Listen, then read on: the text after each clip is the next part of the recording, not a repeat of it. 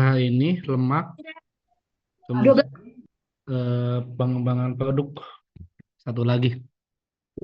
Jadi kita lihat sekali lagi. Kamisnya presentasi aja ya. Kamis offline ya. Saya coba offline Kamis terakhir kan. Minggu depan UAS ya. Saya belum ada jadwal. Kalau nggak salah minggu depan UAS kalau nggak salah schedule-nya.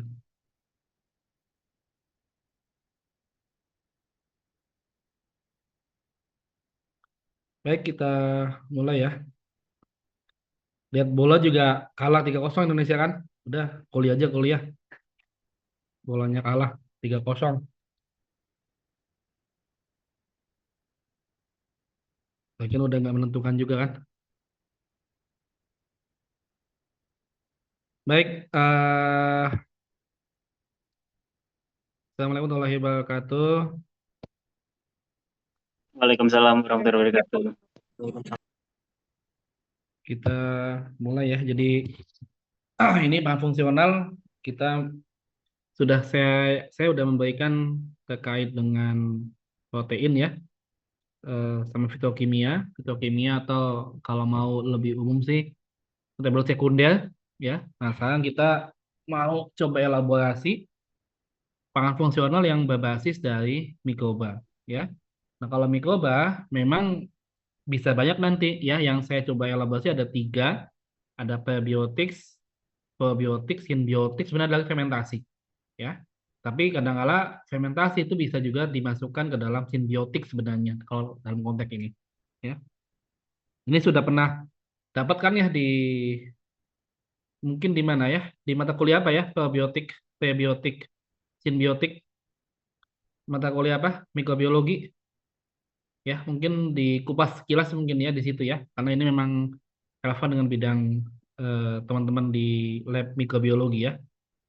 Jadi kalau kita bicara probiotik ya, probiotik adalah terkait dengan apa? Terkait dengan adanya mikroorganisme yang viabel. Viabel itu berarti yang memang ada bentuknya, ya. Yang viabel itu berarti yang terlihat gitu ya, yang ada bentuknya, ya, yang dia memiliki efek yang menguntungkan, ya. Nah, probiotik ini dari bahasa Latin, ya, terkait dengan disilakan terkait dengan segala sesuatu, ya, yang dia nanti akan meningkatkan jumlah bakteri baik ya atau terkait dengan bakteri-bakteri menguntungkan bagi tubuh kita ya. Nah, seumum kan ada dua jenis bakteri kan ya kalau dalam konteks apa namanya healthy benefit ya, ada yang menguntungkan, ada patogen ya. Kalau menguntungkan ya paling gampang ada bifido ya, bal, asam laktat, ya itu kan bakteri-bakteri yang menguntungkan ya. Kalau bakteri-bakteri patogen banyak kan, ada E. coli, ya Staphylococcus. E. coli dari mana E. coli? Di mana E. coli biasanya? Ada di usus, ada di apa ya air yang tidak tidak sanitasinya ya. Staphylococcus itu ada di mana-mana di tangan kita ada, ya. Clostridium, ya ini ada di makanan, ya. Ada lagi botulinum misalkan ya, yang dia ada di makanan yang mengandung protein tinggi ya. Lactobacillus bifidus ada lactobacillus yang menguntungkan, Lactobacillus menguntungkan ya. E. coli, Staphylo, ada lagi bakteri-bakteri yang memang dia patogen ya. Ada kolera ya. Ada lagi kalau yang sekarang jamaah haji ada lagi bakteri yang apa namanya? Yang panas di sini ya, Enteridis ya. Itu juga bakteri yang patogen ya. Jadi ada dua secara umum bakteri ini ya. Nah, kalau probiotik ya terkait dengan apa? Terkait dengan kalau dari WHO ya didefinisikan sebagai apa? Organisme hidup ya yang dia nanti kalau dikonsumsi dalam jumlah tertentu ini akan meningkatkan efek kesehatan bagi yang mengkonsumsinya. Ini adalah definisi dari WHO ya. Ini terkait dengan mikroorganisme ya yang menguntungkan bagi tubuh kita ya mengkonsumsinya. Ya, ada lactobacillus Streptococcus, Bifidobacteria, ya. Umumnya golongan adalah golongan dari asam laktat, ya. Nah, kemudian eh, bagaimana dia bisa memiliki efek menguntungkan? Ya karena beberapa case-nya adalah karena dia memiliki resisten, ya. Jadi dia bisa bergabung, ya. Ini kan ada kolon di sini, ya. Dia akan ada di kolon, ya. Dan dia di sini akan berkembang biak di kolon, ya. Lalu dia akan menekan bakteri patogen di sini. Ya. Oke, kemudian eh, umumnya adalah dari asam laktat, ya. Seperti asam laktat, kemudian nah, sebentar ya.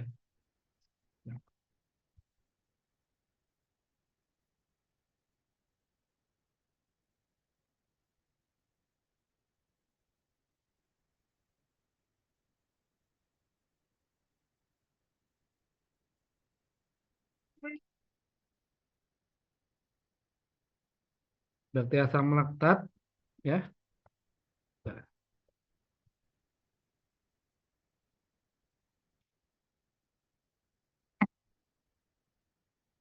Nah, kemudian umumnya, ya, umumnya eh, probiotik ini adalah ada pada susu yang difermentasi, ya, difermentasi sehingga meningkatkan rasa asam di sana, ya.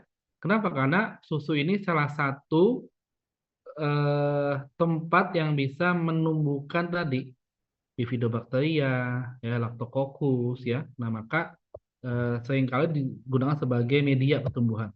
Ya, ini adalah yang kalau kita kan sebagai Yakult, kalau kita kan sekarang ada bakteri-bakteri ini kan ada di sana ada apa namanya? Ada yogurt, ya. Kemudian ada apa? Ada kefir. Tahu nggak bedanya apa? Kefir sama yogurt. Beda di starternya kan ya.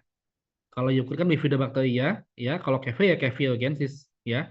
Jadi beda beda starternya beda, ya. Kalau kefir kita memang tidak sepopuler yogurt karena kefir lebih asam biasanya. Kalau kita juga kalau di ada nggak yang lokal? Pernah dengar dadi nggak? Dadi. Dadi itu kan produk pangan lokal ya dari Sumatera Barat ya, yang dia apa namanya fermentasi juga ya, tapi itu lokal, produk lokal ya. Nah, kemudian Mesikov ini yang pertama kali menotis ya, menginformasikan bahwa eh, produk susu fermentasi ini akan menghasilkan sesuatu yang memiliki efek menguntungkan, ya. Kemudian observasinya menunjukkan bahwa ini semacam kayak di Bulgaria, ya, Bulgarian peasant itu semacam kayak makanan, ya, yang dia kalau dikonsumsi secara terus-menerus ini bisa menghasilkan efek yang menguntungkan. Ya, itu sejarahnya, ya.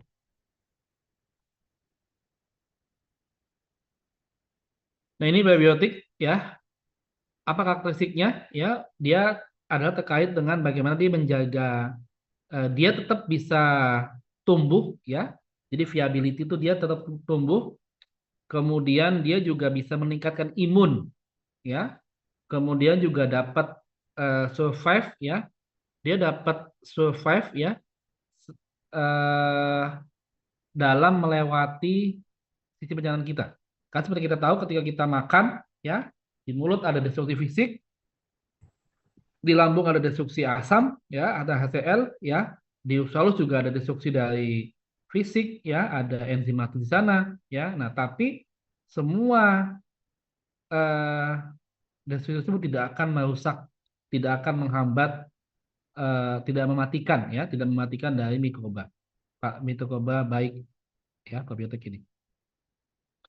Oke, makanya kalau dicermati kenapa sih misalkan yang Yakult ini misalkan minum yogurt ya itu nggak apa ya tidak mati bakterinya ya karena di sana ada apa namanya ada minimal jumlah mikroba yang harus ditumbuhkan 0,6 ya karena kalau kurang probiotiknya dia akan terhambat ya.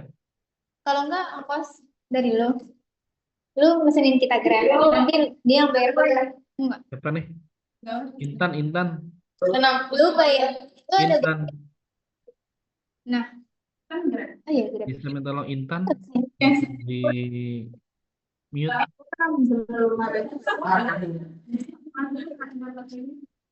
Enggak, gue pernah tidur dulu aja.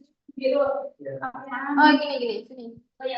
Halo, Gue baru kemarin. apa Intan nih? Masih ada dari kemarin. Tolong di itu ya, diinfokan ya.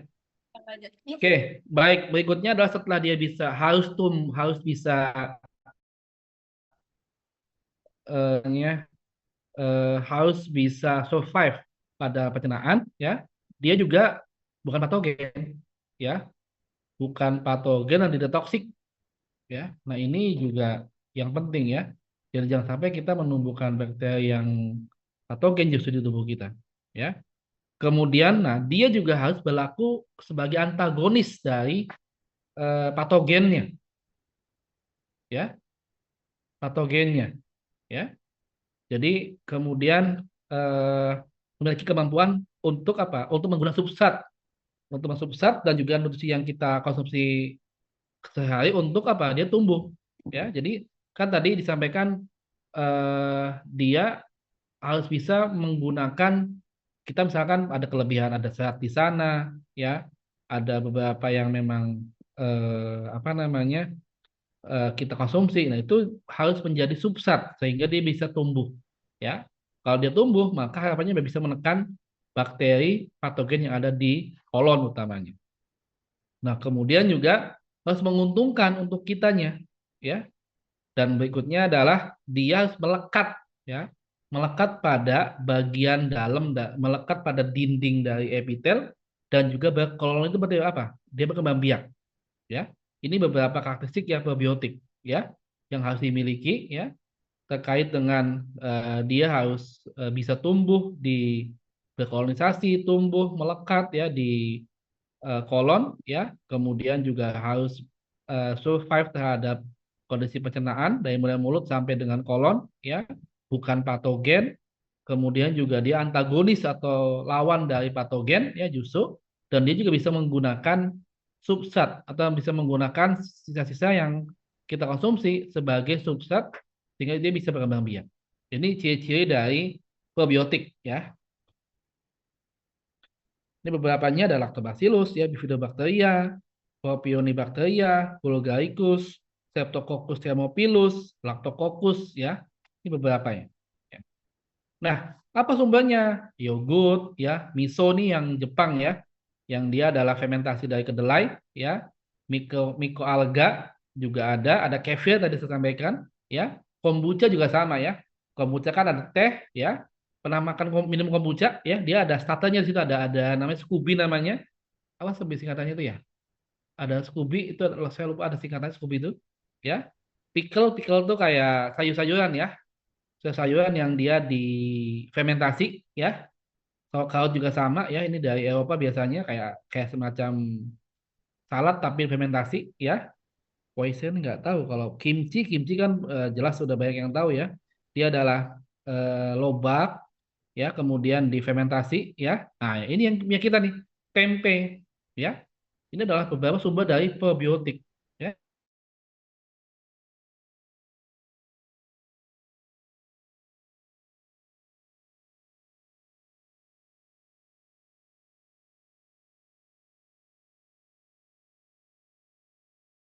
Fermentasi bahan-bahan ya dengan substrat tertentu, maka kita menumbuhkan bakteri ya. Tapi harapannya adalah yang tumbuh adalah bakteri baik ya. Makanya umumnya adalah asam laktat, umumnya adalah asam umumnya ya. Sehingga tadi yang tumbuh adalah asam laktat. Oke ya. Nah, lalu apa efek dari probiotik ya? Nah, yang jelas adalah dia akan mencegah munculnya atau tumbuhnya patogen ya. Itu adalah yang jelas ya. Kemudian banyak laporan banyak penelitian melaporkan bahwa ya probiotik juga bisa meningkatkan ya sistem imun ya, meningkatkan sistem imun ya, kemudian justru menurunkan alergi ya. Lalu juga ada lagi yang lainnya, produksi vitamin K, cyanokobalamin, tiamin, asam folat, biotin. Ini kan beberapa vitamin-vitamin ya. Vitamin-vitamin yang memang kita butuhkan B kompleks utamanya ya. Tiamin kan B kompleks, biotin B kompleks, cyanokobalamin juga B kompleks ya. Asam folat ya. Jadi ini beberapa yang eh, meningkatkan produksi ya, ataupun dia bisa berproduksi ya. Kemudian sama kayak tadi ya, bisa sebagai antagonis sehingga bisa menghambat pertumbuhan bakteri patogen. Kemudian juga mengontrol bobol tuh apa ya? Lapisan dari dinding usus ya. Nah, harapannya apa? Harapannya adalah dia mencegah inflamasi. Kalau inflamasi apa ya? Maka akan menyebabkan pembengkakan dari bagian dalam sehingga akan mengganggu pergerakan dari si nutrisi dalam tubuh kita, ya. Jadi kalau bawel tuh kalau inflamasi itu kalau awalnya segini, ya, inflamasi dia membengkak. Ya, jadi bengkak, jadi dia akan menyempitkan salurannya. Nah, itu dicegah dengan adanya probiotik, ya. Lalu adalah melakukan normalisasi level kolesterol dalam tubuh, ya. Nah, beberapa yang mekanisme kerjanya, ya, ini misalkan, ya, dia akan meningkatkan memperkuat apa namanya lapisan ini ya sehingga tidak mudah untuk mengeluarkan atau memasukkan sesuatu ya. Ini konteksnya apa? Supaya tidak ada patogen yang masuk ke sini. Jadi ini kan dinding sel ya. Ini dinding sel ya. Nah, ini dinding sel ini nanti akan menjadi pembatas ya antara bagian lumen dengan bagian dalamnya ya. Nah, kalau dikuatkan di sininya, ya, maka akan apa? Akan mengganggu proses perpindahan patogen asing, terutama sebenarnya untuk masuk ke sini. Nah, sehingga ini yang dimaksud dengan memperkuat itu maksudnya, ya, memperkuat pembatasan, ya, sehingga tidak memudahkan sesuatu untuk bisa bergerak masuk dari ke dalam sel, ya. Kemudian eh, peningkatan adhesi ya, maksudnya apa kalau adhesi berarti kalau kalau molekulnya kecil itu lebih mudah masuk kayak ini ya. Tapi kalau yang kayak patogen karena dia besar ukurannya maka susah, tapi kalau yang dia kecil ukurannya maka mudah masuk ya. Yang ketiga adalah ini yang menghambat pelekatan pelekatan patogen di sini ya. Patogen melekat di sini dihambat.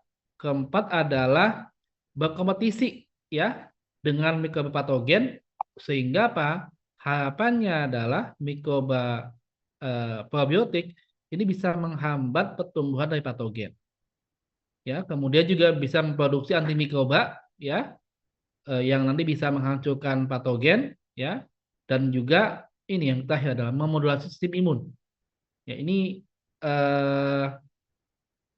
konteksnya dengan apa? Dengan memproduksi ini makrofag ini sel darah putih ya, sel darah putih. Ini adalah apa namanya?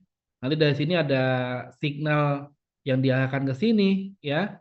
Nanti akan meningkatkan produksi makrofag di sini, nanti ada sel T di sini, T helper sebagainya. Nanti bisa untuk yang memang umumnya adalah untuk yang sistem imun non spesifik umumnya ya. Nah, ini adalah contoh bagaimana mekanisme kerja dari eh, probiotik sebenarnya ini. Ini probiotik ini ya. Ini harusnya probiotik ini ya. Ini probiotik harusnya. Ini salah berarti ini harusnya probiotik ya dalam apa namanya menjaga ataupun meningkatkan imun ya. Pertama adalah tadi dengan apa namanya memperkuat lapisan pembatas ya, kemudian juga meningkatkan pelekatan mukosa ya, sini ada mukosa di sini ada mukosa di sini ya, sehingga menyebabkan apa? Mengakibatkan patogennya tidak mudah melekat ya, ini ya menghambat pelekatan patogen karena ada mukosa itu lendir ya, ada lendir yang ada di sini sehingga membuat si patogen tidak bisa melekat. Yang keempat adalah eh, si probiotiknya akan menghambat perkembangan patogen, bisa pertumbuhannya, bisa dengan produksi antimikroba sehingga mati patogennya. Dan yang keenam adalah meningkatkan produksi sel darah putih ya laktofa, sebagainya, ya. Dalam konteks apa? Dalam konteks untuk agar bisa memakan ataupun menghambat ini patogen ada di sini, ya, gitu. Nah, ini adalah beberapa cara kerja dari probiotik, ya. Nah, yang lain juga banyak, ya. Probiotik juga bisa tadi ya, bisa memodifikasi mikrobepatogen, ya, memodifikasi apa namanya pertumbuhan dari mikroba yang lain, patogen utamanya, ya. Ini sama sebenarnya ya, dia akan mengagregasi itu berarti akan menyerang patogen apa, bakteri patogen, ya. Kemudian juga sama kata tadi sebenarnya akan berkoalisi melekat pada epitel, ya. Kemudian memproduksi beberapa eh, metabolit spesifik, ya. Ini adalah antimikroba, bisa ada bakteriosin, picolinate acid, ya. Kemudian juga berkompetisi untuk mendapat nutrisi, ya. Kemudian juga bisa modifikasi struktur sehingga bisa menghambat dari interaksi patogen, ya. Jadi sebenarnya sama kayak tadi sebenarnya, ya. Bagaimana ini jadi satu kesatuan, ya, dalam konteks probiotik ini menghambat patogen yang ada di kolon utamanya, ya. Nah, kemudian selain juga menghambat patogen, ya, probiotik, ya, juga ini, ya, bisa apa? Bisa mereduksi karsinogen, ya, bisa mereduksi karsinogen yang dalam produksi empedu, ya. Nah, empedu ini kan salah satu zat pengemulsi, ya, yang saya pernah jelaskan di kuliah yang lain metabolisme misalkan, ya. Eh, Empedu ini adalah salah satu senyawa yang dia mengemulsi lemak dengan H2O, ya. Nah, di sana ada beberapa kadangkala itu muncul senyawa-senyawa karsinogen, ya. Nah, probiotik ini bisa memproduksi senyawa tertentu, ya, yang dia bisa menghambat, menekan tumbuhnya karsinogen yang ada pada empedu ini di sini, ya. Ada inflamasi, ya. Ini kita lihat di slide berikutnya, ya, bagaimana misalkan dia bisa mencegah inflamasi, ya, yang ada pada ketika tubuh kita mengalami serangan dari patogen, ya. Inflamasi itu ada kan salah satu respon dari ini kan, ada inflamasi, ada lebam, ya, ada merah, ada panas, ada sakit, itu kan cara ciri-ciri empat dari terjadi inflamasi, ya. Ada pembengkakan, ada merah warna merah yang karena dia apa namanya serangan patogen, ada apa namanya eh, panas, ya, dan juga ada sakit, itu adalah bagian tanda-tanda ada inflamasi di sana, ya. Kemudian juga menghambat glukuronidase, ya. Kemudian produksi folat ini adalah salah satu vitamin, ya, vitamin yang dibutuhkan oleh tubuh kita, ya, eh, yang memang harus didapat dari konsumsi dari luar, ya. Beberapa bahkan kalau pernah baca misalkan ada eh, apa di wanita hamil, ya. Wanita hamil itu salah satu suplemen yang harus dikonsumsi adalah asam folat ini, ya. Karena kalau asam folatnya berkurang, ya, nanti dia akan menyebabkan terhambatnya pertumbuhan batok kepala ini nih, ya. Jadi kadang-kadang ada bayi yang di batok kepalanya nggak ada, ya. Itu utamanya adalah karena apa? Karena apa namanya asam folatnya tidak cukup ketika fase awal dari kehamilan, ya, sehingga si bayi itu nggak ada batok kepalanya, ya, kelihatan tuh otaknya sebagainya di situ, ya. Nah, kemudian eh probiotik juga kan karena dia adalah bisa bisa menggunakan substrat dari makanan, ya, fermentasi, ya, maka dia akan menghasilkan SCFA, short chain fatty acid, ya, yang nanti akan apa? Akan meningkatkan eh, diferensiasi sel, ya, akan membuat sel jadi apoptosis itu apa, ya? Kematian sel yang kita harapkan bedanya. Ada dua, ya. Kalau sel udah kena kanker ada dua pilihan. dia bisa mati atau dimatikan, itu ya. Nah, kalau dia mati, namanya nekrosis namanya.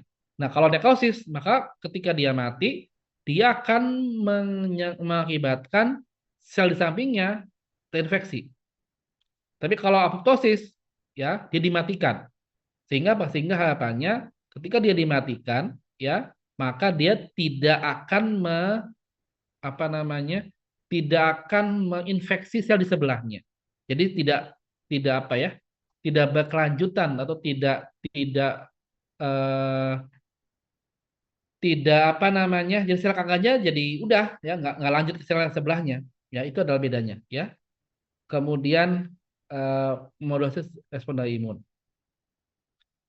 Nah, kemudian SCFA juga akan meningkatkan detoksifikasi, ya, dan juga meningkatkan energi enzim dari glutathione peroksidase. Ini enzim antioksidan, ya. Ini mesti probiotik, ya, banyak yang sudah dilaporkan, ya. Dia misalkan imunomodulasi dengan apa? Dengan meningkatkan kontrol respon imun tadi ya. Tadi apa namanya disampaikan bahwa dia bisa memicu agar sel meningkatkan produksi dari sel darah putih. Seperti kita tahu, sel darah putih adalah salah satu fungsinya adalah apa? Dia sebagai bisa menghambat patogen, ya. Kemudian dia juga bisa memperbaiki alergi, ya. Kalau alergi itu kan tubuh kita terlalu sensitif, ya. Jadi kalau misalkan ada alergi debu, alergi dingin, alergi misalkan dari tungau, ya, alergi dari protein tertentu, ya.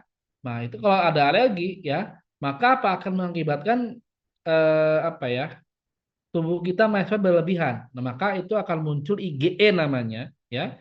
IgE, ya. Sehingga nanti dia bisa mengakibatkan ya responnya macam-macam. Ada yang gatal-gatal, ya. Ada yang bengkak, ya. Ada yang mata merah sebagainya, tergantung, ya. Ini kalau kalau kita apa antibiotik, ya, kita sakit misalkan minum antibiotik ditanya kan alergi apa enggak, ya. Karena apa? Karena itu bagian dari supaya tidak tidak apa ya, tidak mengganggu sistem tubuh kita, ya. Kemudian efek yang lainnya adalah metabolic effect, ya. Ini terkait dengan apa? Terkait dengan menurunkan potensi mutasi, ya, mutasi DNA yang ada di usus, ya. Kemudian juga eh, meregulasi hidrolisis dari laktosa, ya, dan juga produksi dan juga eh, rilis apa pengeluaran dari asam lambung, ya. Nah, kemudian dalam konteks mikroflora, ya, maka dia apa? Dia akan meningkatkan penekanan terhadap patogen, kemudian juga melakukan perkembangbiakan kolonisasi, ya, dan juga mengontrol iritasi dari lapisan apa ya, lapisan dalam dari eh, apa namanya kolon, ya. Itu adalah probiotik. Oke, itu adalah probiotik, ya. Jadi banyak yang sudah dilaporkan, ya. Ini kalau probiotik adalah apa? Adalah mikrobanya, ya. Mikrobanya, ya, yang dia memiliki health benefit, ya, terhadap orang yang mengkonsumsinya, ya. Nah, berikutnya adalah prebiotik, ya. Ini dikenalkan oleh Glenn Gibson, ya, dan Marcel Oberfreud, ya, tahun 95, ya. Didefinisikan sebagai satu bagian dari pangan, ya, yang tidak dicerna, ingat ya, nggak dicerna, ya, yang dia memiliki efek benefit, memiliki efek menguntungkan, ya, terhadap eh, terhadap orang yang mengkonsumsinya, ya.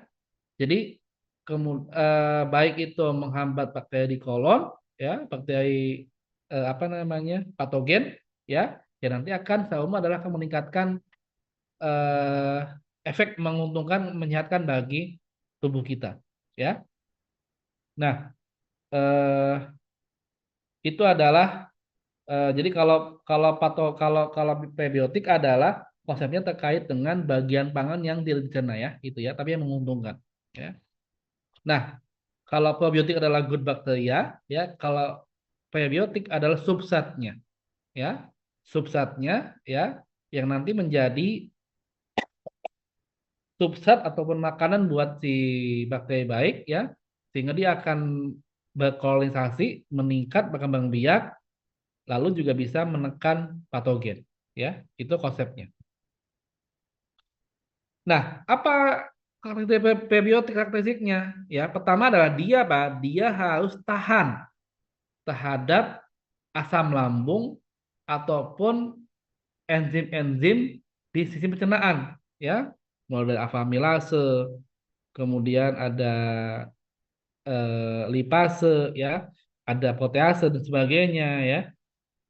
Nah, dia harus tahan, ya, terhadap serangan dari enzimatis dan juga dari asam lambung, ya.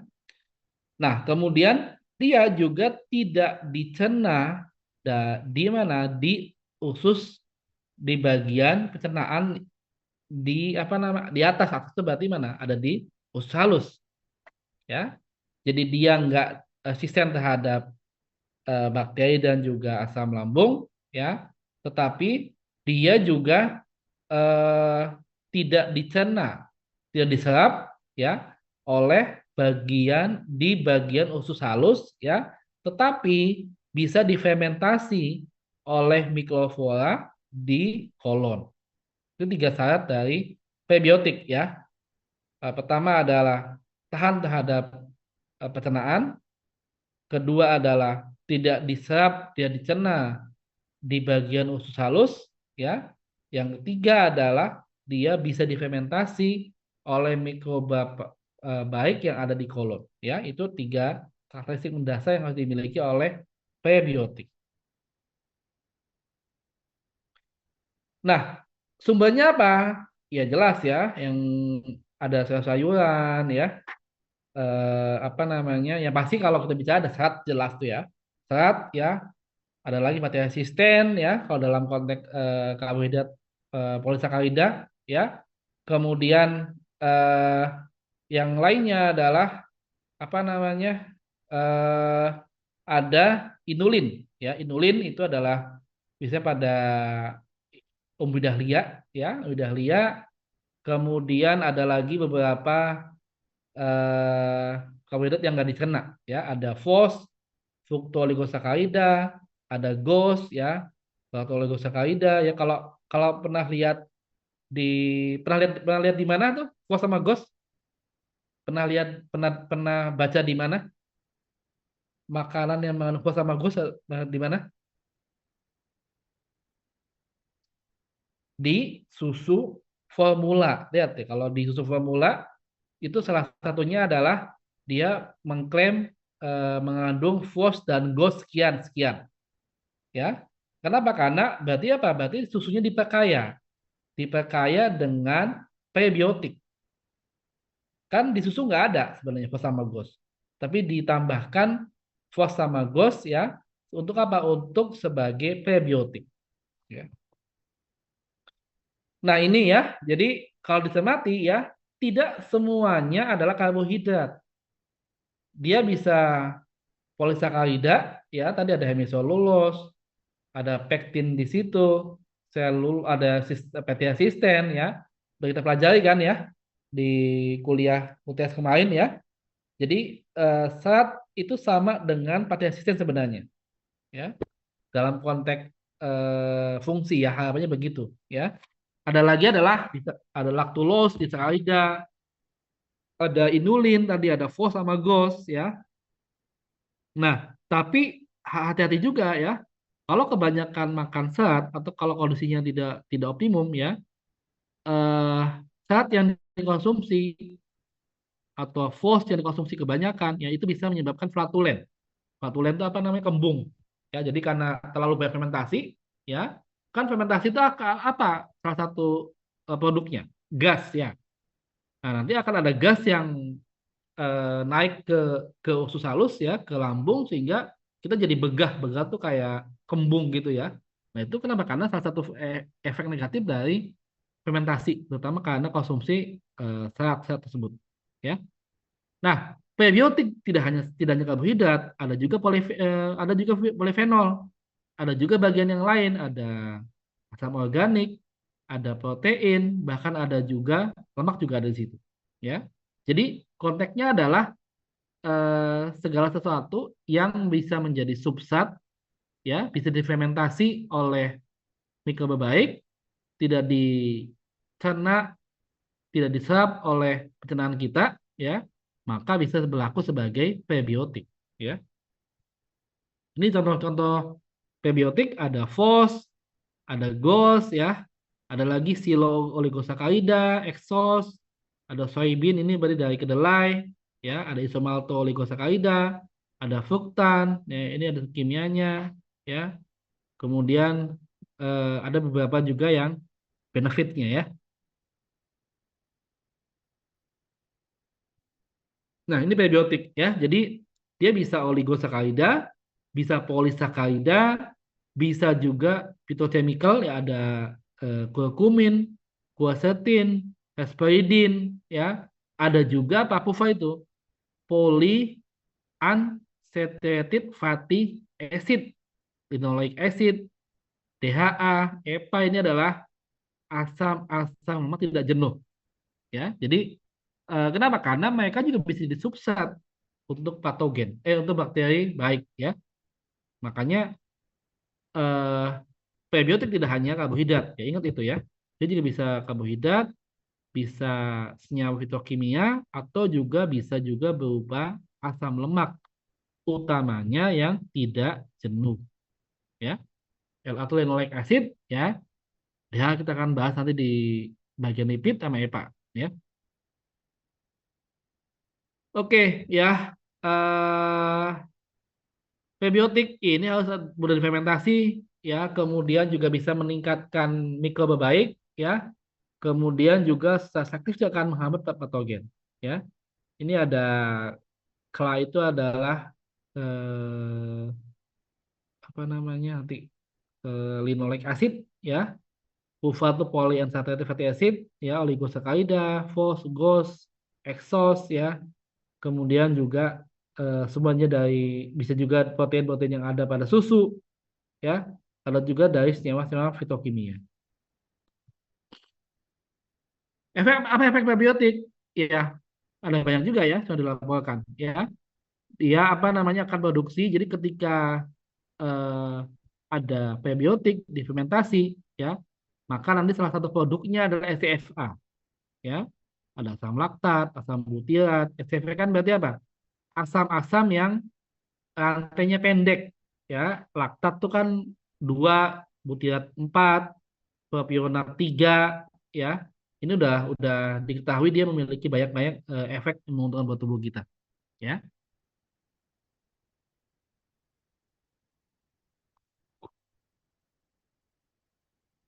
Nah, kemudian eh prebiotik juga, ya. Tadi, ya, ini sudah kita bahas juga di tentang slide kemarin, ya. Dia akan apa? Akan apa secara fisik, ya. Dia akan melunakkan feses, kemudian juga akan mempercepat waktu transit, ya, di kolon, ya, sehingga memungkinkan memperpendek, ya, interaksi antara karsinogen dengan si kolon, ya, sehingga akan apa namanya akan menurunkan risiko terkena kanker kolon, ya. Kemudian beberapa prebiotik kayak peptidolikan juga dilaporkan dia bisa fermentasi dan bisa menstimulasi imun, ya. Kemudian juga bisa memperbaiki waktu intoleran, ya, orang-orang yang tidak bisa apa namanya mengkonsumsi laktosa utamanya, ya, karena nggak ada enzimnya, diperbaiki dengan prebiotik. Konstipasi, ya, ini adalah fisik, ya, tadi, ya, mencegah apa otot dari si kolon lebih keras, ya, lebih bekerja keras, ya, dengan saya melunakkan feses sebagainya. Ini prebiotik, ya. Jadi dari prebiotik kemudian dia akan di fermentasi, ya. Lactobacillus bifidobacteria ya nanti akan difermentasi, akan menghasilkan SCFA, asetat, propionat, butirat, laktat ya. Nanti akan menurunkan pH, kemudian juga bisa berlaku sebagai elektron ya untuk apa namanya di mikrobiota ya. Kemudian memperbaiki mineral ya. Jadi beberapa case itu eh, prebiotik SCFA ini bisa meningkatkan penyerapan FECA ya, kemudian mereduksi infeksi pada saluran kolon utamanya ya, menekan kanker kolon tadi ya, bisa banyak hal dijelaskan ya, bagaimana misalnya terkait dengan apa namanya, terkait dengan eh, adanya karsinogen tadi ya, memendek interaksi antara karsinogen dengan kolon, kemudian mematikan patogen ya, itu bagian dari infeksi sebenarnya ya. Kemudian bisa kanker kolon ditekan, memperbaiki pencernaan ya, dan juga lain sebagainya. Ini yang dilaporkan, yang sudah banyak dilaporkan ya, bagaimana efek menguntungkan dari prebiotik. Ini ya banyak hal yang sudah dilaporkan ya, bagaimana dia bisa memperbaiki proporsi intestin ya, sehingga bisa meningkatkan efek menguntungkan ya, menghambat karsinogen ya, sehingga menurunkan risiko terkena kanker kolorektal dan kanker kolon ya, kemudian memodulasi sistem imun ya, sehingga bisa meningkatkan produksi sel darah putih, sel T, helper, makrofag ya, kemudian juga eh, bisa juga menghambat patogen ya, dengan apa? Dengan cara memproduksi antimikroba, meningkatkan populasinya sehingga apa namanya, menekan pertumbuhan patogen ya. Ini yang sudah dilaporkan. Oke, yang ketiga simbiotik. Nah, ini apa simbiotik? Dia adalah apa? Campuran ya antara probiotik dengan prebiotik ya, yang secara efek menguntungkan ya, memperbaiki mikroflora biasanya ya. Jadi kalau kalau simbiotik adalah gabungan ya, combination antara pro dan prebiotik ya, itu bedanya ya. Nah, kemudian eh, jadi ini ketika Gibson ini ya mengenalkan konsep dari prebiotik ya. Kemudian ternyata ketika ada prebiotik, maka seumur juga akan memunculkan eh, juga probiotik. Ya, gampangnya pakai misalkan tempe. Tempe itu mengandung kedelai. Kedelai apa di sana? Di sana ada serat kan? Ada serat di sana, ada fos di sana, glukosa di sana. Nah, tapi ternyata di dalam tempe itu juga ada juga apa? Apa tempe itu? Apa nama mikrobanya tempe? Aspergillus ya. Nah, ternyata selain dia juga mengandung serat yang tinggi, di sana juga ada aspergillus ya, sehingga apa? Sehingga dari satu produk dia memiliki dua hal, ada probiotik, ada mikrobanya ya. Dalam hal ini adalah berarti hifa-hifa tadi ya. Yang kedua di sana juga ada prebiotiknya ya. Itu ya. Nah, setelah ada dua-duanya, saat berikutnya adalah apa? Kalau mau disebut simbiotik apa? Dia harus sinergis efeknya. Jangan sampai antara mikroba patogen dengan dengan substratnya itu malah saling mematikan. Itu nggak boleh. Ya, jadi saat berikutnya ketika simbiotik adalah apa?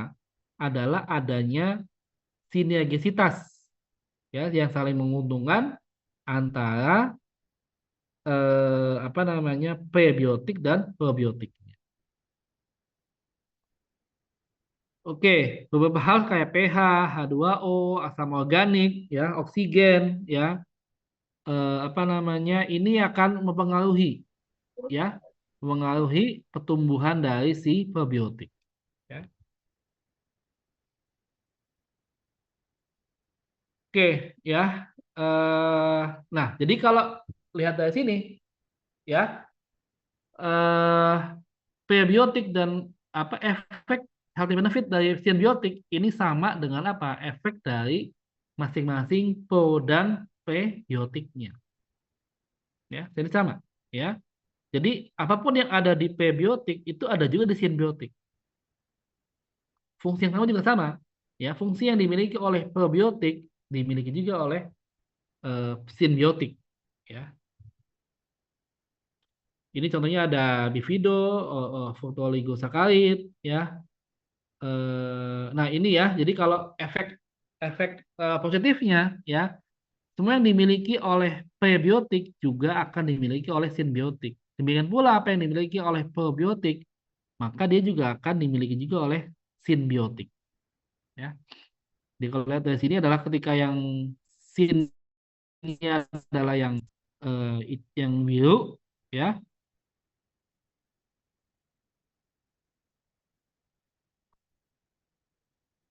Nah, maka probiotiknya ada banyak di situ ya. Ada yang mengubah populasi patogen, menekan racun, ya.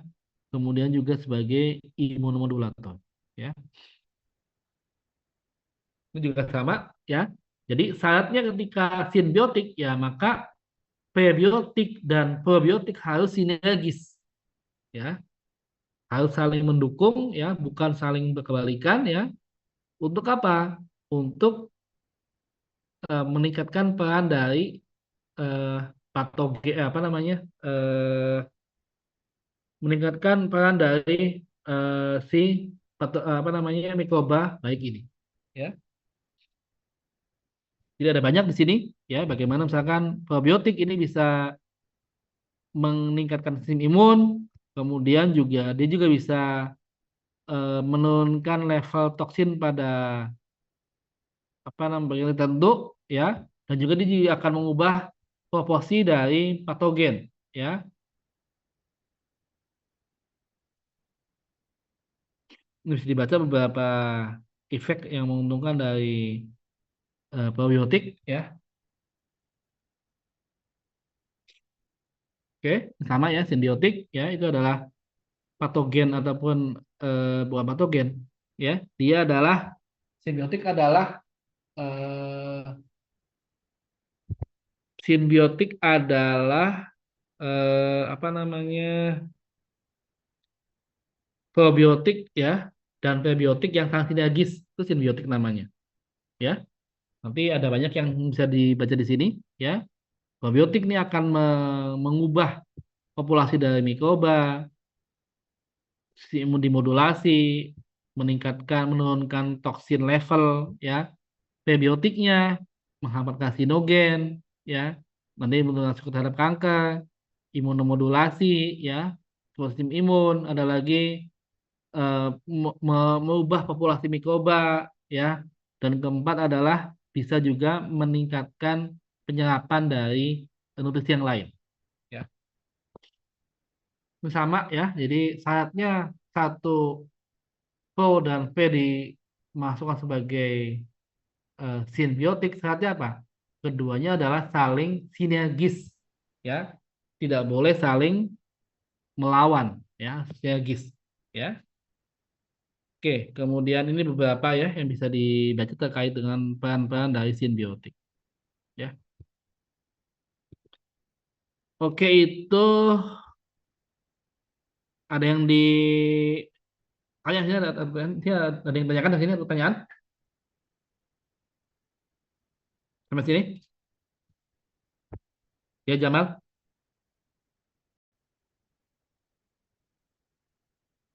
Ya.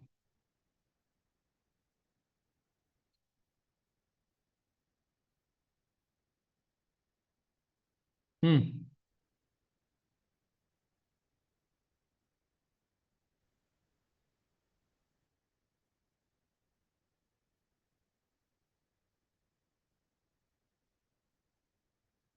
Hmm.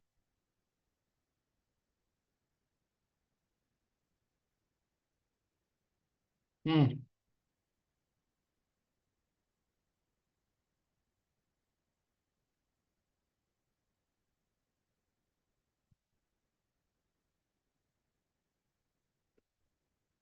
Ya. Hmm.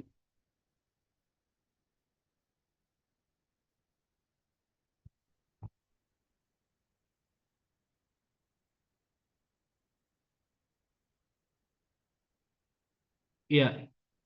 Jadi kalau kalau apa namanya satu produk ya, kayak ini misalkan kan ada beberapa nih, ya, dia bisa suplemen ya, bisa makanan ya. Nah, kalau suplemen kan berarti ya dia sudah misalkan berarti di di satu kapsul itu di sana ada prebiotiknya dan juga ada simbiotiknya kan? Sorry, ada P dan juga ada probiotiknya ya kan di satu kapsul kan?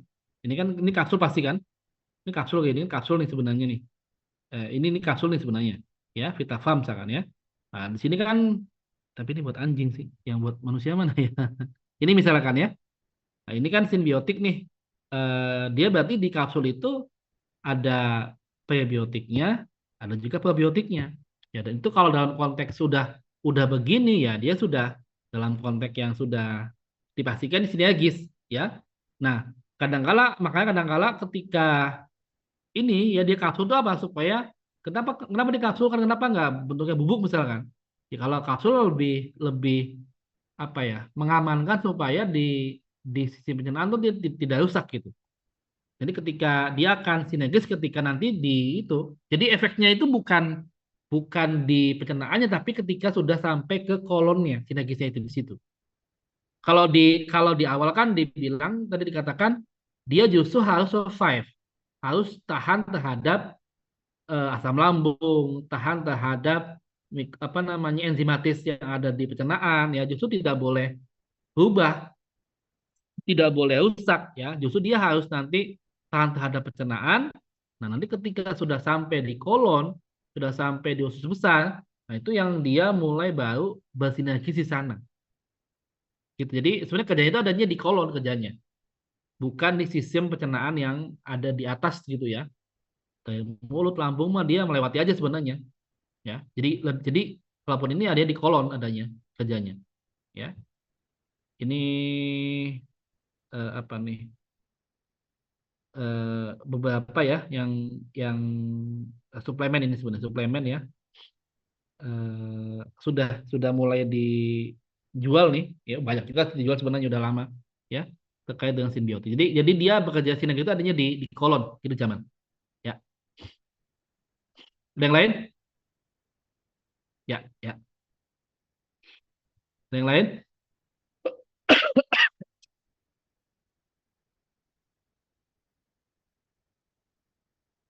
Kalau enggak sedikit lagi ya, saya mau masuk lagi satu aja lagi. Apa namanya? Yang lipid ya. Tapi ini juga sedikit sih. Ini aja sih. Apa kalau nggak salah sih udah Pak Badi udah nyampaikan juga sih. Cuma saya tambahan aja. Tambahan dari saya dengan lipid ini tidak banyak yang saya sampaikan. Yang depan-depan sih lebih ke ini aja, lebih ke kembali mengingatkan tentang lipid ya. Lipid itu adalah kok ada sampai sih. Jadi ini adalah lipid ya. Jadi adalah ada fat itu adalah lemak ya. Ada oil itu adalah minyak ya. Kalau fat kan berarti solid ya di suhu ruang. Tapi kalau oil adalah minyak dia adalah liquid di suhu ruang ya. Jadi itu bedanya ya. Ada lemak itu ada umumnya dari hewan. Kalau minyak umumnya adalah dari nabati ya. Kemudian ini ada CHO ingat ya. Dia nggak punya N, yang punya N adalah protein ya. S juga ada protein ya. Tapi kalau CHO itu ada dua pilihan, bisa karbohidrat atau bisa lipid ya. Dilihat dari jumlahnya. Kalau C-nya kebanyak banyak maka dia cenderungnya ke arah lipid ya. Oke. Jadi yang bedanya adalah dengan karbo adalah proporsinya ya. Kalau karbohidrat cenderungnya adalah hampir mirip antara C dengan banyak hanya lebih banyak dibanding C sama O. Tapi kalau lipid adalah C-nya lebih banyak dibanding H dan O. Ya. Ini yang sering disampaikan ya, ada trigliserida ya, simpanan lemak di tubuh kita ya. Ini nggak kelihatan ya, harusnya sini ada ininya. Ini harusnya di sini adalah apa? Di sini adalah ini gliserol. Ini adalah asam lemak, sama asam lemak kalau digabung dia akan jadi trigliserida ya plus H2O ya. Ini udah hal umum ya. Ini gliserol, asam lemak 1 2 3 bergabung menjadi trigliserida dan akan melepaskan 3H2O di sini. Ya. Ini lipid ya. Jadi ini gliserol nih ya. Nanti dia hanya diganti dengan ini asam lemak ya. Jadi H di sini lepas, OH di sini lepas, maka dia akan jadi kalau di ini kan ini akan berIKS. Ini akan berikatan ya. Yang berikatan di sini berikatan ya. Maka dia akan jadi apa? H2O kan ya. H2O ya. H2O di sini ya. Oke ya. Ini nah nanti dia akan berikatan nih antara ini berikatan dengan yang ada di sini ya. Maka akan jadi kalau tiganya berikatan maka akan jadi trigliserida. Ini sama ya. Gliserol ini kan ini kan ya. OH akan lepas ya. Maka O-nya akan berikatan dengan di sini ya sehingga akan bergabung menjadi ini, menjadi trigliserida ya. Ini sudah berkali-kali dijelaskan saya pikir mata kuliah yang lain juga sama. Ya, kemudian ada 3 ya. Ada saturated berarti ada asam lemak jenuh yang dia tidak memiliki ikatan rangkap, ada mono unsaturated, asam lemak yang satu saja rangkapnya, ada poli berarti ada asam lemak yang rangkapnya lebih dari satu, ya, itu ya. Kemudian ini bisa dibaca, ya, ini contoh yang jenuh, ya. Laurat, miristat, palmitat, stearat itu adalah contoh sama yang tidak jenuh, yang jenuh ya. Cuma nggak ada lihat semua tunggal semua. Kecuali jangan ini jangan lihat ya. Maksudnya adalah angka C itu ya. Itu adalah tidak ada yang lengkap ya. Kalau ini adalah yang eh, satu ya ini kan di sini ya. Ada kalau ini ada yang poli ya. Ini poli ya. Linolenat ya. Linoleat ya. Omega 3, omega 6 itu adalah ya termasuk ke dalam polyunsaturated. Ya, kemudian ada lagi seperti halnya di asam amino ya, di lemak juga ada istilah essential fatty acid ya. Maksudnya apa? Asam lemak yang kita tidak bisa produksi tetapi kita membutuhkan di tubuh kita, makanya didapat dari makanan yang kita konsumsi. Ada linoleat ya, adanya di minyak jagung, linolenat ya, di minyak-minyak olive oil sebagainya. Ada lagi arachidonat ya. Ini adalah ada di lemak di animal ya.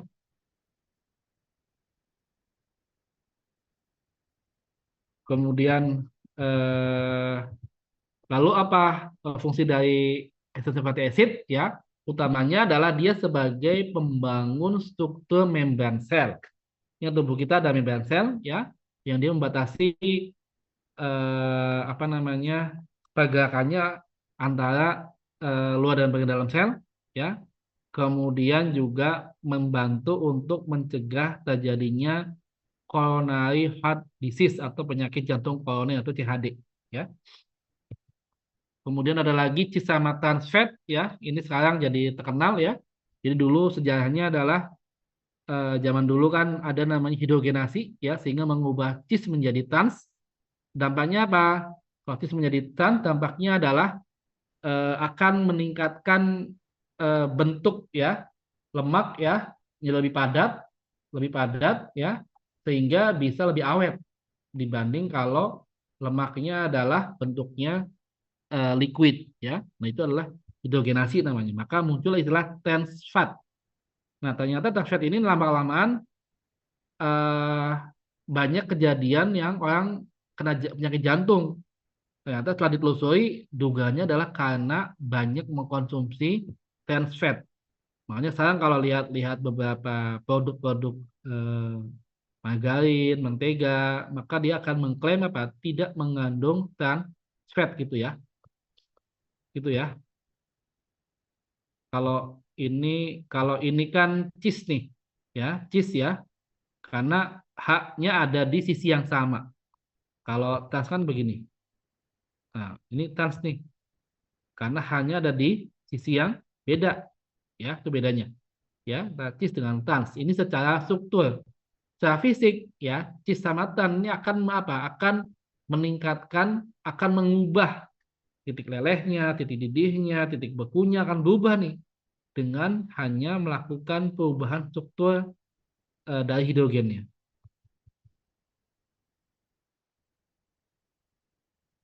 Nah, kemudian tapi hati-hati juga ya.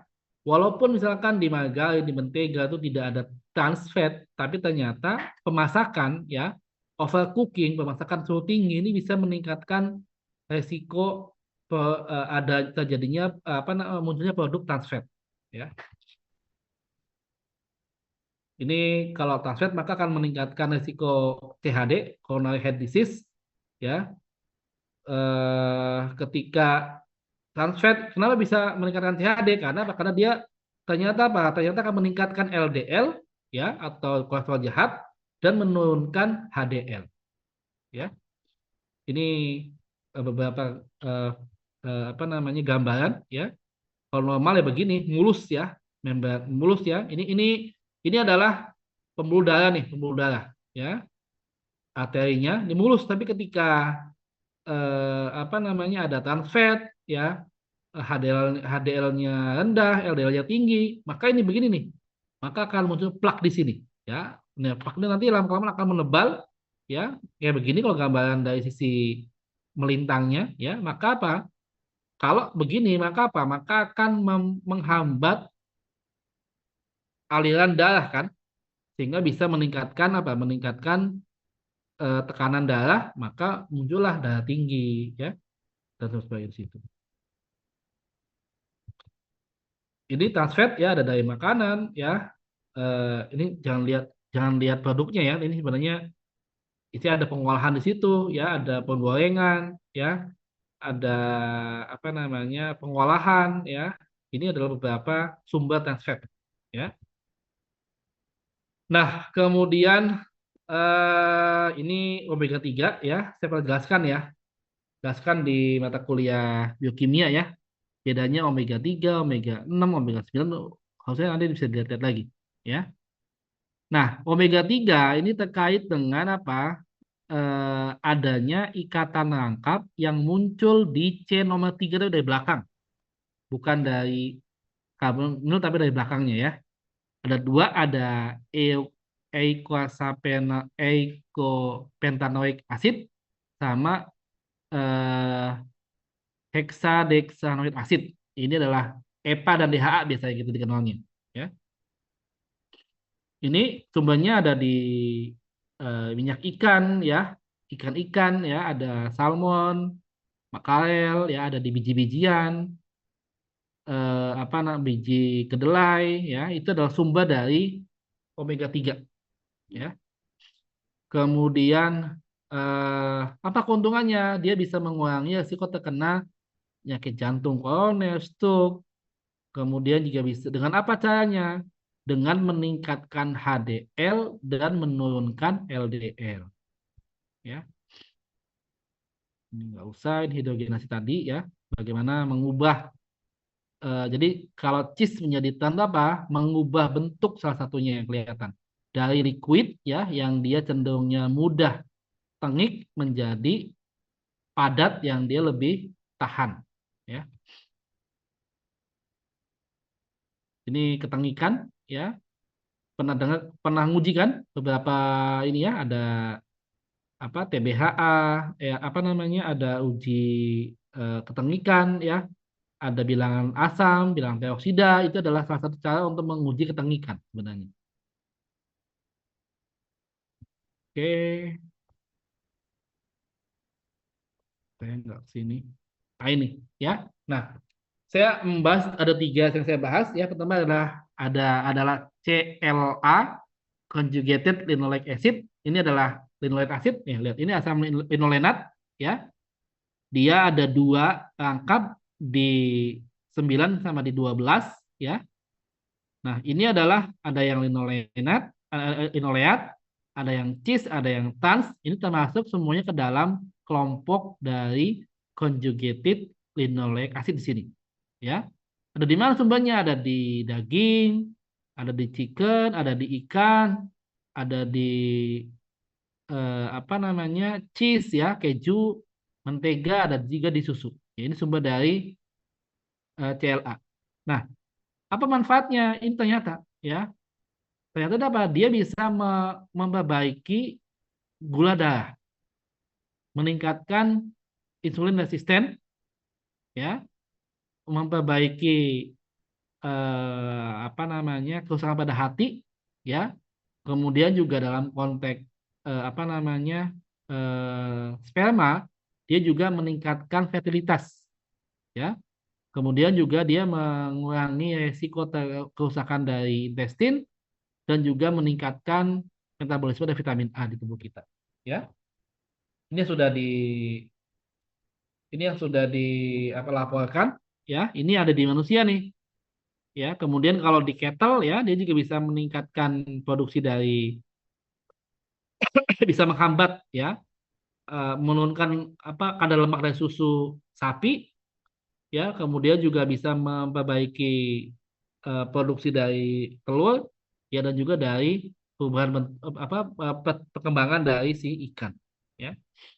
Ini yang lainnya ya sudah dilaporkan anti kanker, anti aterosklerosis, anti diabetes, obesity, mencegah kardiovaskuler, meningkatkan imun, inflamasi, artritis itu ada di tulang sendian ya, meningkatkan fungsi otak ya dan juga meningkatkan pernafasan.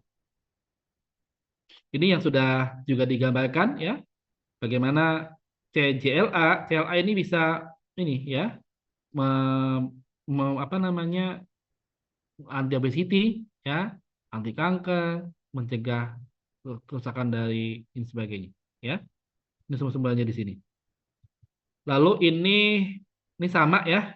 Ini bagaimana misalkan CLA ya di adipose dia meningkatkan lipid uptake, menurunkan penyapan lipid, menurunkan glukosa, mencegah oksidasi lipid sehingga ini ya dia bisa memperbaiki profil lipid dalam darah ya, meningkatkan HDL, menurunkan LDL ya, sehingga apa? Sehingga nanti mensimulasi supaya pankreasnya bekerja dengan normal sehingga menurunkan resisten dan juga di hati juga sama di hati nih ya, dan juga nanti juga ke ini mencegah hatinya menjadi apa ya, apa steasis itu menumpuk lemak atau hepatoliver namanya, sama aja sebenarnya. Jadi kalau lihat tuh lemaknya jadi banyak di lipid tuh, ya lipidnya jadi lemaknya jadi banyak di hati ya.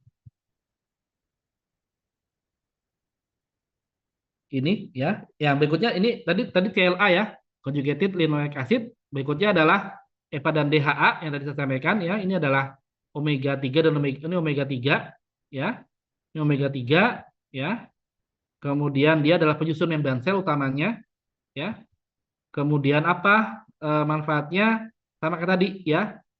Eh, memperbaiki kesehatan di hati ya, otak, kemudian juga anti kanker dan juga dia juga meningkatkan mata ya. Nah, ini beberapa yang sudah dilaporkan ya terkait dengan kardiovaskuler. Dia bisa apa namanya memperbaiki stabilisasi dari plak, kemudian juga eh, menurunkan inflamasi ya, endotelial fungsi ya, dan juga vasodilatasi. Apa itu? Mencegah apa ya kekakuan dari si saluran arteri ataupun pembuluh darah. Kalau kaku kan maka akan membuat munculnya plak ya. Ini ya contoh misalkan omega 3 ya dengan adanya NO ya nitric oxide ya maka dia akan melebarkan pembuluh darah ya sehingga apa sehingga menurunkan tekanan darah ya untuk mencegah menempelnya plak di sini. Ya, ini contoh yang sudah dilaporkan terkait DHA dan EPA. Ya, itu jadi kalau kalau apa namanya, kalau yang di eh, lemak ya itu cenderungnya adalah yang kita bicarakan adalah yang poli ya, poli PUFA ya. Kan tadi kan ada kalau satu atit itu cenderungnya adalah tidak banyak yang sifatnya bisa kita sumber sebagai pang fungsional. CFA ya, CFA tadi kan ada tapi nggak banyak ada di tubuh kita ya. Tapi kalau tadi ada conjugated asam linolenat ya, ada EPA, DHA itu adalah poly unsaturated fatty acid atau PUFA. Itu yang jadi sumber pangan fungsional. Ada di mana? Ada di beef, ada di ayam, ada di ikan-ikan ya. Itu adalah sumber-sumber dari apa namanya? Sumber-sumber dari asam lemak tidak jenuh yang poli sumber apa namanya karbonnya ya. Nah itu yang dua materi terkait dengan apa namanya terkait dengan asam lemak dan juga mikroba ya. Jadi nanti kita akan salah satu lagi materinya terkait dengan bagaimana memproduksi pengembangan produk berbasis bank fungsional. Ya, kita saya sampaikan. Jadi kita mungkin minggu ini sekali lagi online ya. Saya nggak tahu mau kapan. Bisanya nanti saya di grup aja ya. Di grup aja nanti untuk dengan grup PJ nanti. Yang pasti sih minggu ini di luar Kamis, Kamis tetap masuk ya. Untuk Kamis kan saya tuh begini. Kalau mau sih nanti tugas itu saya lagi cari-cari. Kalau nggak salah di Samarinda tuh mau ada mau ada seminar yang diadakan oleh Asosiasi Pangan Indonesia. Itu juga di sana juga ada lomba football competition. Jadi nah nanti yang tadi udah dibuat tuh ya, itu nanti bisa dilombakan. Nah, kalau lomba biasanya bentuknya adalah poster biasanya. Nah, ini makanya eh, yang pas presentasi nanti posternya aja ditampilkan, apa namanya ditampilkan. Nanti ya silakan aja nanti perwakilannya bisa mempromosikan ya produknya seperti apa gitu. Gitu sih. Atau nanti kalau enggak sih bisa aja nanti kita saya pikir nggak lama ya. Ada berapa kelompok sih? Lupa saya. Satu kelas Ada 5 kelompok, Pak. 5 Pak. 5 ya. Ya 5. Saya pikir kalau kalau nanti satu kelompok 5 menit aja, 25 menit ya. Jadi berarti nanti saya bisa masuk tuh. Jadi nanti kalau nggak begini, nanti berarti di komisi itu ada 2 kegiatan yang kita lakukan. Pertama adalah presentasi aja 5 menit per kelompok. Nanti berarti kalau enak sih biar cepet nanti kirim aja ke saya soft filenya nanti di drive aja ya sebelum Kamis berarti nanti pas hari hanya presentasi sebentar per kelompok 5 menit nggak usah ke depan juga nanti lebih ke promosi aja sih promosi bahwa produknya seperti apa kemudian benefitnya apa kira-kira bagaimana potensi potensi manfaatnya potensi pasarnya itu aja sih sebenarnya nanti baru setelah selesai semua presentasi, saya komentari sedikit-sedikit, nanti baru kita masuk ke materi yang saya terkait itu, ya, yang terkait dengan pemahaman. Jadi kita nggak usah ada online lagi kalau begitu. Gimana kalau begitu? Bisa ya?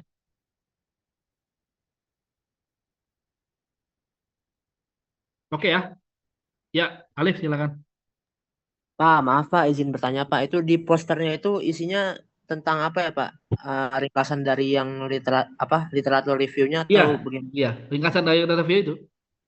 Oh berarti hanya beberapa poin yang dimasukkan ya Pak? Iya, ini posternya ini aja dari kan ada PPT. Dari PPT aja, PPT satu slide gitu. Dibuat ukurannya agak gede, jangan ukuran PPT biasa, tapi kalau poster kan ada ukurannya tuh. Misalkan 60 kali 60 kali 20 misalkan, 60 kali 30 gitu ya. Nah, nanti Ya Pak. aja di situ nggak usah di print juga, nggak usah di print, nggak usah di PPT ya, di apa dibuat aja atau kalau mau di Canva juga nggak apa-apa di Canva. Jadi istilahnya ada semua dari eh, apa namanya produk pangan yang udah dibuatnya. Itu sih sebenarnya. Nanti Baik, baik. nanti yang dipresentasikan tuh mempromosikan aja. Jadi nanti teman-teman per kelompok mempromosikan produknya. Kira-kira produknya itu eh, apa manfaatnya apa, potensinya bagaimana, marketnya kira-kira oke apa enggak gitu tuh. Gitu tuh. Nanti kalau kita ada peluang-peluang untuk lomba, nanti saya carikan itunya, linknya untuk bisa disubmit jadi lomba gitu. Yang moga-moga sih bisa nanti kita perbaiki juga lah beberapa kalau mau gitu ya, baru nanti kita submit buat lomba gitu. Jadi biar sekaligus tuh, sekaligus yang kita buat bisa kita lombakan juga. Kalau nggak salah sih lomba itu biasanya salah satu poinnya adalah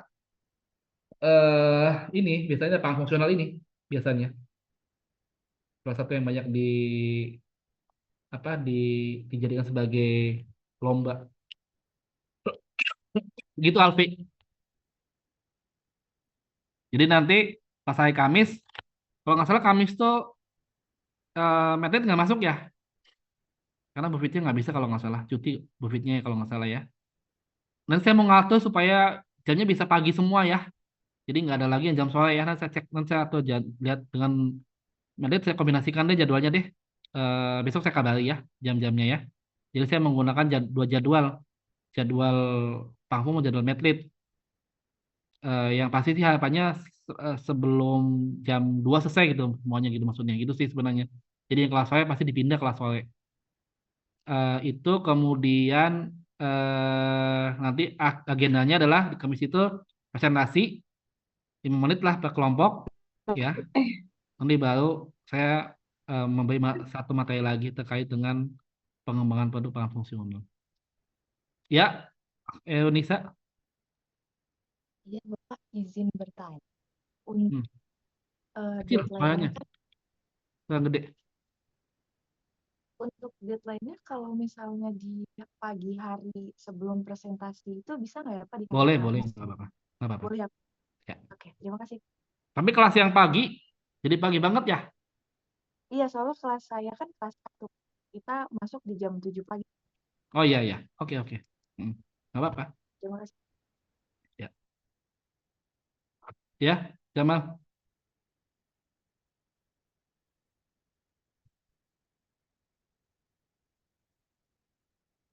Iya,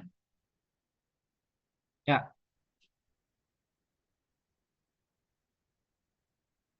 Hmm. Ya, ya, ya. Ya,